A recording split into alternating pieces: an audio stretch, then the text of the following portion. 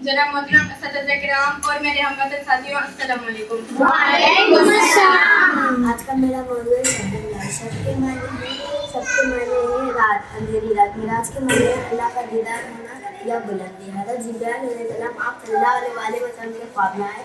उन्होंने आप सल्लल्लाहु अलैहि वसल्लम का सीना मुबारक चाक किया, उसमें से दिल को निकाला, फिर उसे आगे जमजम से अच्छी तरह धोया। फिर आप सल्लल्लाहु अलैहि वसल्लम का सीना मुबारक बंद करके अपने साथ ले गए। फिर आप सल्लल्लाहु अलैहि वसल्लम मस्जिद हराम गए। मस्जिद हराम का दूसरा नाम खाने काबा है। फिर मस्जिद हराम से मस्जिद अक्सा गए। मस्जिद अक्सा का दूसरा नाम बैतुल मुक़द्दस है। फिर मस्जिद अक्सा में अल्लाह ताला ने आप सल्लल्लाहु अलैहि वसल्लम को नमाज का तोहफा दिया। फिर आप सल्लल्लाहु अलैहि वसल्लम ने 1,24,000 अंबिया किराम की पेश इमामत की। फिर आप सल्लल्लाहु अलैहि वसल्लम सातवां आसमान की तरफ सफर के लिए रवाना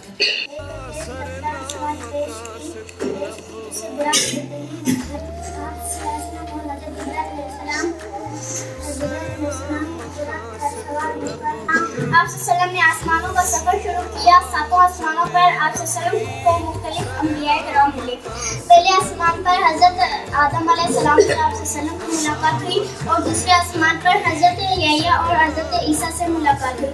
तीसरे आसमान पर हज़रत यूसुफ और चौथे आसमान पर हज़रत इदरीस अलैहिस्सलाम।